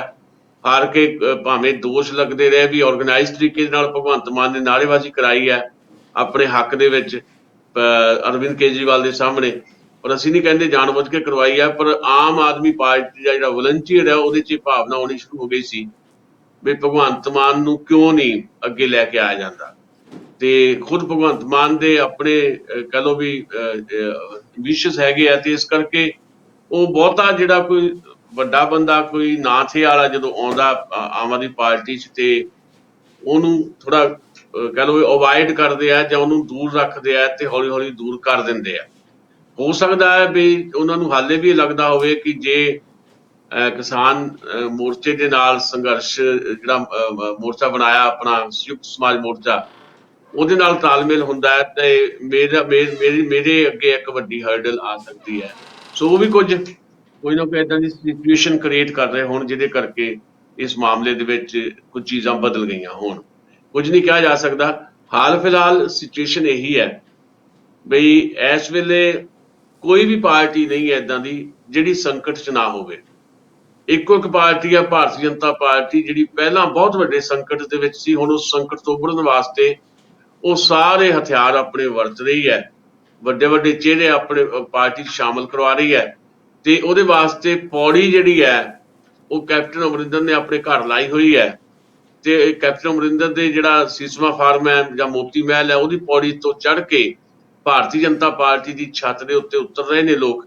ਇਹ ਬਿਨਾਂ ਸਹਿਮਤੀ ਤੋਂ ਕੋਈ ਨਹੀਂ ਜਾ ਰਿਹਾ। ਸੋ ਉਹੀ ਇਸ ਵੇਲੇ ਪੋਲੀਟੀਕਲੀ ਭਾਰਤੀ ਜਨਤਾ ਪਾਰਟੀ ਜਿਹੜਾ ਉਹਦੇ ਕੋਲੋਂ ਸਾਰਾ ਤੌਰ ਤਰੀਕਾ ਹੈਗਾ ਉਹਨੂੰ ਵਰਤ ਕੇ ਬਹੁਤ ਸਾਰੇ ਲੋਕਾਂ ਨੂੰ ਆਪਣੇ ਕੈਂਪ 'ਚ ਲੈ ਕੇ ਆ ਰਹੀ ਹੈ। ਬਾਕੀ ਸਾਰੀਆਂ ਪਾਰਟੀਆਂ ਸੰਕਟ ਦੀ ਸਥਿਤੀ 'ਚ ਹੈ ਜੀ। ਅੱਛਾ ਦਸਾਂਝ ਸਾਹਿਬ, ਕੱਲ ਗਰਾਹਾਂ ਗਰੁੱਪ ਦੀ ਇੱਕ ਮੀਟਿੰਗ ਹੋਣੀ ਸੀ ਚੰਡੀਗੜ੍ਹ 'ਚ ਚਰਨਜੀਤ ਹਰਾਂ ਦੇ ਨਾਲ, ਪਰ ਉਹ ਕਹਿੰਦੇ ਕਿ ਚੰਨੀ ਹਰਾਂ ਨੇ ਕਿਹਾ ਕਿ ਸਾਡੇ ਕੋਲ ਸਮਾਂ ਬਹੁਤ ਥੋੜ੍ਹਾ, ਜੇ ਗੱਲਬਾਤ ਕਰਨੀ ਹੈ ਤਾਂ ਅਸੀਂ 10 ਕੁ ਮਿੰਟ ਦੇ ਸਕਦੇ ਹਾਂ, ਪਰ ਜਥੇਬੰਦੀ ਨੇ ਕਿਹਾ ਕਿ ਸਾਨੂੰ ਖੁੱਲ੍ਹਾ ਟਾਈਮ ਚਾਹੀਦਾ, ਇਸ ਕਰਕੇ ਉਹ ਗੱਲਬਾਤ ਹੋ ਹੀ ਨਹੀਂ ਸਕੀ। ਤੇ ਦੂਜੇ ਪਾਸੇ ਇਹ ਕਿਹਾ ਜਾ ਰਿਹਾ ਸੀਗਾ ਕਿ ਜਿਹੜੀ ਗੁਲਾਬੀ ਸੁੰਡੀ ਵਾਲਾ ਮਸਲਾ ਸੀ, ਖਾਸ ਕਰਕੇ ਮਾਲਵੇ ਦੇ ਏਰੀਏ ਦਾ, ਉਹਦੇ ਤੇ ਸਰਕਾਰ ਨੇ ਵਾਹਵਾ ਸਾਰੀਆਂ ਸ਼ਰਤਾਂ ਮੜ ਦਿੱਤੀਆਂ ਨੇ। ਹੁਣ ਲੱਗਦਾ ਨਹੀਂ ਕਿ ਉਹ ਮੁਆਵਜ਼ਾ ਕਿਸੇ ਨੂੰ ਮਿਲੇਗਾ। ਕਈ ਬਿਜਲੀ ਦਾ ਮੀਟਰ ਲੱਗਾ ਹੋਣ ਦੀ ਗੱਲ ਕਹੀ ਗਈ ਆ, ਜਾਂ 5 ਏਕੜ ਤੋਂ ਵੱਧ ਨਹੀਂ ਜਿਹਦਾ ਹੋਇਆ ਨੁਕਸਾਨ, ਉਹਦੀ ਮਤਲਬ ਕੁਝ ਇੱਦਾਂ ਦੀਆਂ ਸ਼ਰਤਾਂ ਨੇ। ਉਹਦੇ ਨੂੰ ਲੈ ਕੇ ਵੀ ਕਿਸਾਨਾਂ ਤੇ ਮਜ਼ਦੂਰਾਂ ਦੇ ਵਿੱਚ ਕਾਫੀ ਜ਼ਿਆਦਾ ਨਾਰਾਜ਼ਗੀ ਜਿਹੜੀ ਆ ਉਹ ਬਣੀ ਹੋਈ ਆ। ਤੇ ਤੁਹਾਨੂੰ ਕੀ ਲੱਗਦਾ ਨਹੀਂ ਕਿ ਇੱਕ ਪਾਸੇ ਹੁਣ ਜੋਗਿੰਦਰ ਅਗਰਾਹਾਂ ਦੀ ਵੀ ਇੱਕ ਮਜਬੂਰੀ ਬਣ ਜਾਣੀ ਆ ਕਿ ਆਪਣਾ ਹੱਠ ਕਾਇਮ ਰੱਖਣ ਲਈ, ਬਾਕੀ ਜਥੇਬੰਦੀਆਂ ਤੋਂ ਵੱਖਰੇ ਦਿਖਣ ਲਈ ਉਹ ਇੱਕ ਵੱਡਾ ਮੋਰਚਾ ਆਰੰਭ ਕਰ ਦੇਣਗੇ ਇਹਨਾਂ ਦਿਨਾਂ 'ਚ ਜਦੋਂ ਇਲੈਕਸ਼ਨ ਹੋ ਰਹੀ ਹੋਏਗੀ, ਤੇ ਉਹਦਾ ਵੀ ਕੁਝ ਪ੍ਰਭਾਵ ਚੰਗਾ ਜਾਂ ਬੁਰਾ ਪੈਣ ਦੀਆਂ ਸੰਭਾਵਨਾਵਾਂ ਨੇ? ਕਿ ਉਹਦੇ ਨਾਲ ਕਿਸਾਨਾਂ ਦਾ ਮਰਾਲ ਅੱਪ ਰਹੇਗਾ ਕਿ ਅਸੀਂ ਲੜਦੇ ਵੀ ਹਾਂ, ਚੋਣਾਂ ਵੀ ਲੜਦੇ ਹਾਂ, ਨਾਲ ਨਾਲ ਸਰਕਾਰਾਂ ਦੇ ਵਿਰੁੱਧ ਵੀ ਲੜਦੇ ਹਾਂ, ਜਾਂ ਇਹਦਾ ਇਹ ਪ੍ਰਭਾਵ ਜਾਏਗਾ ਕਿ ਇੱਕ ਧੜਾ ਜਿਹੜਾ ਆ ਉਹ ਨਿਰਾਸ਼ਤਾ 'ਚੋਂ ਹੀ ਮੁੜ ਕੇ ਉਹ ਐਜੀਟੇਸ਼ਨ ਵਾਲੇ ਪਾਸੇ ਚੱਲ ਗਿਆ, ਉਹਨਾਂ ਦੇ ਨਾਲ ਮਿਲ ਕੇ ਨਹੀਂ ਚੱਲਿਆ? ਸੋ ਇਹ ਸਾਰੀਆਂ ਚੀਜ਼ਾਂ ਨੂੰ ਕਿਸ ਤਰ੍ਹਾਂ ਬੈਲੈਂਸ ਕੀਤਾ ਜਾਏਗਾ, ਉਹਨੂੰ ਕਿੱਦਾਂ ਵੇਖਦੇ ਹੋ ਤੁਸੀਂ? ਦੇਖੋ, ਕੱਲ ਜਿਹੜੀ ਉਹ ਪੰਧੇਰ ਪੰਨੂ ਵਾਲੀ ਜਥੇਬੰਦੀ ਆ ਉਹ ਤਾਂ ਮਿਲੀ ਆ ਆਪਣੇ ਮੁੱਖ ਮੰਤਰੀ ਚਰਨਜੀਤ ਚੰਨੀ ਨੂੰ। ਉਹ ਕੁਝ ਜਿਹੜੇ ਵਾਅਦੇ ਬੂਦੇ ਪਹਿਲਾਂ ਕੀਤੇ ਸੀ, ਜਿਹੜੇ ਉਹ ਸਾਰਿਆਂ ਨੂੰ ਕੀਤੇ ਹੋਏ ਆ ਲਗਭਗ। ਕੋਈ ਵੱਖਰੇ ਮੁੱਦੇ ਤਾਂ ਹੈ ਨਹੀਂ, ਚਾਹੇ ਮੁਆਵਜ਼ੇ ਦਾ ਮੁੱਦਾ ਆ, ਚਾਹੇ ਸਰਕਾਰੀ ਨੌਕਰੀ ਦਾ ਮੁੱਦਾ। ਜਿਹੜੇ ਸ਼ਹੀਦ ਕਿਸਾਨਾਂ ਦੇ ਪਰਿਵਾਰ ਆ, 117 ਨੂੰ ਨੌਕਰੀ ਕਹਿੰਦੇ ਦੇ ਦਿੱਤੀ ਆ, ਬਾਕੀਆਂ ਨੂੰ ਹਲੇ ਦੇਵਾਂਗੇ। 5 ਲੱਖ ਰੁਪਏ ਜਿਹੜਾ ਉਹ ਸਾਰਿਆਂ ਨੂੰ ਲਗਭਗ ਕਹਿੰਦੇ ਅਸੀਂ ਦੇ ਦਿੱਤਾ ਹੈ, ਜਿਹੜਾ ਕਰਜ਼ਾ ਜਿਹੜਾ ਆਪਣੇ ਜਿਹੜੇ ਸ਼ਹੀਦ ਪਰਿਵਾਰ ਸੀ ਉਹਨਾਂ ਨੂੰ। ਤੇ ਕੁਝ ਹੋਰ ਜਿਹੜੇ ਬਕਾਇਆਂ ਦਾ ਮਾਮਲਾ ਹੈ, ਸਾਰੀਆਂ ਗੱਲਾਂ ਕਹਿੰਦੇ ਮੰਦੀਆਂ। ਤੇ ਹਫ਼ਤੇ ਦਾ ਸਮਾਂ ਹੋਰ ਮੰਗਿਆ ਚਰਨਜੀਤ ਸਿੰਘ ਚੰਨੀ ਹੋਰਾਂ ਨੇ ਕਿ ਹਫ਼ਤਾ ਦੇ ਦਿਓ। ਤੇ ਇਸ ਕਰਕੇ ਜਿਹੜੇ ਰੇਲਵੇ ਟਰੈਕ ਜਾਮ ਕੀਤੇ ਸੀ ਖਾਸ ਤੌਰ ਦੇ ਉੱਤੇ ਪੰਨੂ ਪੰਧੇੜ ਦੀ ਜਥੇਬੰਦੀ ਨੇ, ਉਹਨਾਂ ਨੇ ਉੱਥੋਂ ਆਪਣੇ ਸਾਥੀ ਉਠਾਉਣੇ ਸ਼ੁਰੂ ਕਰ ਦਿੱਤੇ ਆ।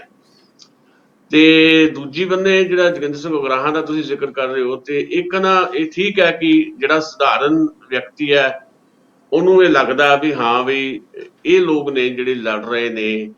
ਤੇ ਕੁਝ ਲੋਕ ਜਿਹੜੇ ਇਸ ਤਰ੍ਹਾਂ ਦਾ ਦੋਸ਼ ਵੀ ਮੜ ਰਹੇ ਨੇ ਵੀ ਦੇਖੋ, ਲੜਨ ਵਾਲੇ ਲੋਕ ਚੋਣਾਂ 'ਚ ਨਹੀਂ ਗਏ, ਜਿਨ੍ਹਾਂ ਨੇ ਇਸ ਮੋਰਚੇ 'ਚੋਂ ਸਿਆਸੀ ਲਾਭ ਖੱਟਣਾ ਸੀ, ਇਹਨਾਂ ਦਾ ਨਿਸ਼ਾਨਾ ਹੀ ਇਹੀ ਸੀ, ਇਹ ਇਲੈਕਸ਼ਨ 'ਚ ਜਾ ਰਹੇ ਨੇ।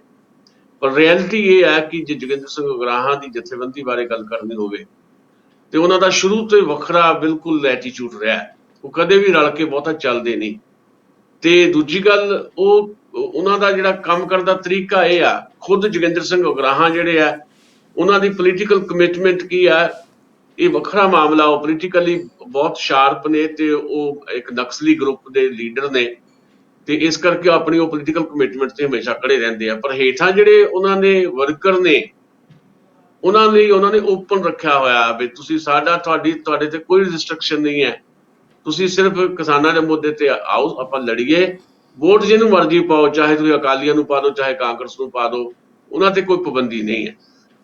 ਇਸੇ ਕਰਕੇ ਉਹਨਾਂ ਨੇ ਇਹ ਗੱਲ ਕਹੀ ਹੈ ਕਿ ਅਸੀਂ ਇਸ ਚੋਣ ਦੇ ਵਿੱਚ ਨਹੀਂ ਜਾਣਾ। ਉਹ ਉਹਨਾਂ ਦਾ ਪੋਲੀਟੀਕਲ ਐਂਗਲ ਹੈ। ਪਰ ਉਹਦੇ ਨਾਲ ਇੱਕ ਸਥਿਤੀ ਤਾਂ ਇਹ ਜ਼ਰੂਰ ਬਣਦੀ ਹੈ ਗਿੱਲ ਸਾਹਿਬ, ਵੀ ਜੇ ਤੁਸੀਂ ਕੋਈ ਜਥੇਬੰਦੀ ਬਣਾਉਂਦੇ ਹੋ, ਕੰਮ ਕਰਦੇ ਹੋ, ਪਹਿਲੀ ਗੱਲ ਤਾਂ ਕਿਸੇ ਇੱਕ ਵਿਅਕਤੀ ਦੇ ਨਾਂ ਤੇ ਕਿਸੇ ਜਥੇਬੰਦੀ ਦਾ ਨਾਂ ਹੋਣਾ ਉਹੀ ਕੋਈ ਬਹੁਤਾ ਵਿਗਿਆਨਕ ਗੱਲ ਨਹੀਂ ਹੈ। ਇਹ ਤਾਂ ਉਹੀ ਗੱਲ ਹੈ ਜਿੱਦਾਂ ਪਰਚਿਆਂ ਦੇ ਨਾਂ ਤੇ ਕੁਝ ਪਾਰਟੀਆਂ ਬਣਦੀਆਂ ਰਹੀਆਂ, ਕੋਈ ਪੈਗਾਮ ਗਰੁੱਪ ਹੋ ਗਿਆ, ਕੋਈ ਸੁਰਖ ਰੇਖਾ ਗਰੁੱਪ ਹੋ ਗਿਆ, ਕੋਈ ਸੁਰਖਲੀ ਗਰੁੱਪ ਹੋ ਗਿਆ। ਤੇ ਦੂਜੀ ਗੱਲ ਇਹ ਹੈ ਵੀ ਤੁਸੀਂ ਵਿਅਕਤੀਆਂ ਨੂੰ ਸਿੱਖਿਅਤ ਕਰਦੇ ਹੋ, ਮਤਲਬ ਉਹਨੂੰ ਐਜੂਕੇਟ ਕਰਦੇ ਹੋ, ਤੇ ਐਜੂਕੇਟ ਕਰਨ ਦੇ ਨਾਲ ਨਾਲ ਤੁਹਾਨੂੰ ਇਹ ਵੀ ਤਾਂ ਦੱਸਣਾ ਪਊਗਾ ਕਿ ਮੰਜ਼ਿਲ ਕੀ ਹੈ। ਤੇ ਹੁਣ ਅਕਸਰ ਇਹ ਨਹੀਂ ਹੈ ਜਿਹੜੇ ਚਾਹੇ ਉਗਰਾਹਾਂ ਸਾਹਿਬ ਹੋਣ, ਚਾਹੇ ਕੋਈ ਵੀ ਜਥੇਬੰਦੀ ਜਿਹੜੀ ਚੋਣਾਂ 'ਚ ਹਿੱਸਾ ਨਹੀਂ ਲੈਂਦੀ, ਉਹਦੇ ਜਿਹੜੇ ਵਰਕਰ ਨੇ ਅਲਟੀਮੇਟਲੀ 90 ਤੋਂ 95% ਉਹਨਾਂ ਦੇ ਵਰਕਰਾਂ ਨੇ ਕਿਤੇ ਵੋਟ ਤਾਂ ਕਰਨਾ ਹੀ ਹੈ ਨਾ। ਸਾਰੇ ਤਾਂ ਬਾਈਕਾਟ ਨਹੀਂ ਨਾ ਕਰਦੇ, ਪਿੰਡਾਂ 'ਚ ਰਹਿਣ ਵਾਲੇ ਲੋਕ ਆ, ਨਿੱਕੀਆਂ ਨਿੱਕੀਆਂ ਗਰਜਾਂ ਜੁੜੀਆਂ ਹੁੰਦੀਆਂ ਇੱਕ ਦੂਜੇ ਦੇ ਨਾਲ, ਵੋਟ ਤਾਂ ਕਰਨੀ ਹੈ ਨਾ ਉਹਨਾਂ ਨੇ। ਏਦਾਂ ਓਪਨ ਛੱਡਣਾ ਮੈਨੂੰ ਲੱਗਦਾ ਕਿ ਬਹੁਤਾ ਦਰੁਸਤ ਨਹੀਂ ਹੈ। ਤੇ ਮੈਨੂੰ ਇਹ ਵੀ ਲੱਗਦਾ ਹੈ ਕਿ ਘੱਟੋ ਘੱਟ ਭਾਵੇਂ ਉਹ ਇਸ ਸੰਯੁਕਤ ਸਮਾਜ ਮੋਰਚੇ ਦੀ ਨਾ ਵੀ ਕਰਨ, ਉਹਨਾਂ ਦਾ ਹੇਠਲਾ ਕਾਡਰ ਜਿਹੜਾ ਆ ਉਹ ਜ਼ਰੂਰ ਇਹ ਦੇਖੇਗਾ ਕਿ ਅਸੀਂ ਕਾਂਗਰਸ ਨੂੰ ਵੋਟ ਕਿਉਂ ਪਾਈਏ ਜਿਹਨੇ ਪੰਜਾਬ ਸਾਨੂੰ ਰੋਲ ਕੇ ਰੱਖਤਾ, ਅਸੀਂ ਬੀਜੇਪੀ ਨੂੰ ਵੋਟ ਕਿਉਂ ਪਾਈਏ ਜਿਹਨੇ ਦੇਸ਼ ਦੀਆਂ ਸੜਕਾਂ ਤੇ ਸਾਨੂੰ ਸਾਰਾ ਸਾਲ ਲਗਾ ਦਿੱਤਾ ਸਾਡਾ, ਅਸੀਂ ਅਕਾਲੀਆਂ ਨੂੰ ਵੋਟ ਕਿਉਂ ਪਾਈਏ। ਤੇ ਫਿਰ ਉਹਨਾਂ ਕੋਲ ਆਪਸ਼ਨ ਕੀ ਬਚਦੀ ਹੈ? ਆਪਸ਼ਨ ਬਚਦੀ ਆਮ ਆਦਮੀ ਪਾਰਟੀ ਜਾਂ ਫਿਰ ਸੰਯੁਕਤ ਸਮਾਜ ਮੋਰਚਾ। ਜੇ ਇਕੱਠੇ ਲੜਦੇ ਆ ਤੇ ਬਹੁਤ ਵੱਡੀ ਤਾਕਤ ਹੈ, ਜੇ ਇਕੱਲੇ ਇਕੱਲੇ ਲੜਦੇ ਆ ਤੇ ਆਮ ਆਦਮੀ ਪਾਰਟੀ ਤੋਂ ਵੀ ਜ਼ਿਆਦਾ ਪਹਿਲ ਉਹ ਸੰਯੁਕਤ ਸਮਾਜ ਮੋਰਚੇ ਦੇ ਆਪਣੇ ਉਹਨਾਂ ਸਾਥੀਆਂ ਨੂੰ ਦੇਣਗੇ ਜਿਨ੍ਹਾਂ ਸਾਥੀਆਂ ਨਾਲ ਉਹਨਾਂ ਨੇ 1 ਸਾਲ ਦਿੱਲੀ ਦੀਆਂ ਸੜਕਾਂ ਤੇ ਗੁਜ਼ਾਰਿਆ ਜੀ। ਅੱਛਾ, ਇਹ ਜਿਹੜੀ ਚੀਜ਼ ਤੁਹਾਨੂੰ ਮੈਨੂੰ ਇੱਥੇ ਬੈਠਿਆ ਨਜ਼ਰ ਆ ਰਹੀ ਆ ਜਾਂ ਹੋਰ ਲੋਕਾਂ ਨੂੰ ਵੀ ਨਜ਼ਰ ਆ ਰਹੀ ਆ ਕਿ ਇਹ ਵੱਡੀ ਤਾਕਤ ਬਣ ਸਕਦੇ ਆ ਜੇ ਇਕੱਠੇ ਹੋ ਜਾਣ, ਤੇ ਇਹ ਜਿਹੜੀ ਸਮਝ ਆ ਇਹ 5 ਸਾਲ ਮੁੜ ਕੇ ਉਹਦੇ ਨਤੀਜੇ ਭੁਗਤਣ ਤੋਂ ਪਹਿਲਾਂ ਆਮ ਆਦਮੀ ਪਾਰਟੀ ਦੇ ਲੀਡਰਾਂ ਨੂੰ ਕਿਉਂ ਨਹੀਂ ਆ ਰਹੀ? ਉਹਨਾਂ ਦਾ ਜਿਹੜਾ ਕਾਡਰ ਆ ਉਹਦਾ ਕਿਉਂ ਨਹੀਂ ਪ੍ਰੈਸ਼ਰ ਬਣ ਰਿਹਾ ਵੀ ਅਸੀਂ ਮਿਲ ਕੇ ਕਰਾਂਗੇ ਤੇ ਚੰਗੇ ਰਵਾਂਗੇ? ਤੇ ਉਹ ਕੀ ਵਜ੍ਹਾ ਕੀ ਬਣ ਜਾਂਦੀ ਆ ਕਿ ਐਨ ਕੰਢੇ ਤੇ ਪਹੁੰਚ ਕੇ ਜਦੋਂ ਹਵਾ ਬਣ ਲੱਗਦੀ ਆ ਤੇ ਕੋਈ ਵੱਡੀਆਂ ਗਲਤੀਆਂ ਕਰ ਬੈਂਦੇ ਆ, ਤੇ ਜਿਹੜੀ ਗਲਤੀ ਇਹ ਵੀ ਹੋਏਗੀ ਜੇ ਉਹ ਰਲ ਕੇ ਨਹੀਂ ਚੱਲਦੇ ਕਿਸਾਨ ਮੋਰਚੇ ਨਾਲ ਤੇ ਇੱਕ ਜਿੱਤੀ ਹੋਈ ਬਾਜੀ ਹਾਰਨ ਵਾਲੀ ਦਿਸ਼ਾ 'ਚ ਦੋਵੇਂ ਤਰ੍ਹਾਂ ਜਾਣਗੀਆਂ ਲੱਗਦੀਆਂ। ਤੇ ਇਹ ਸਮਝ ਉਹਨਾਂ ਦੀ ਸਮਝਦਾਰੀ 'ਚ ਕਿਵੇਂ ਨਹੀਂ ਗੱਲ ਆਉਂਦੀ? ਕਿਉਂਕਿ ਉਹ ਵੀ ਹੁਣ ਲਗਾਤਾਰ ਤੀਜੀ ਵਾਰ ਉੱਥੇ ਦਿੱਲੀ ਦੇ CM ਬਣੇ ਨੇ, ਬਾਕੀ ਭਾਰਤ ਵਿੱਚ ਤੁਰੇ ਫਿਰਦੇ ਨੇ। ਸਿਆਸਤ ਉਹਨਾਂ ਦੀ ਵੀ ਕੋਈ ਏਡੀ ਸਪਸ਼ਟ ਸਿਆਸਤ ਸਿੱਧੀ ਸਾਦੀ ਨਹੀਂ ਆ, ਬੜੀ ਗੁੰਝਲਦਾਰ ਸਿਆਸਤ ਆ, ਸਮਝਦੇ ਆ ਉਹ ਚੀਜ਼ਾਂ ਨੂੰ। ਤੇ ਕੀ ਕਾਰਨ ਹੈ ਕਿ ਪੰਜਾਬ ਦੇ ਮਾਮਲੇ 'ਚ ਕਿਤੇ ਕਿਤੇ ਉਹ ਜਿਹੜੇ ਆ ਉਹ ਉਕਾਈ ਖਾ ਜਾਂਦੇ ਆ ਤੇ ਫਿਰ ਅਸੀਂ ਕਹਿਣ ਲਈ ਮਜਬੂਰ ਹੋ ਜਾਂਦੇ ਆ ਉਹ ਪੰਜਾਬ ਦਾ ਸੱਭਿਆਚਾਰ ਨਹੀਂ ਸਮਝਦੇ, ਪੰਜਾਬ ਦੇ ਲੋਕਾਂ ਦੀ ਨਬਜ਼ ਨਹੀਂ ਪਛਾਣਦੇ? ਕੀ ਅਜੇ ਵੀ ਉਹ ਮਤਲਬ ਧਨੰਤਰ ਨਹੀਂ ਉਹਨਾਂ ਨੂੰ ਕਿਹਾ ਜਾ ਸਕਦਾ, ਅਨਾੜੀ ਖਿਲਾੜੀ ਨੇ ਰਾਜਨੀਤੀ ਦੇ?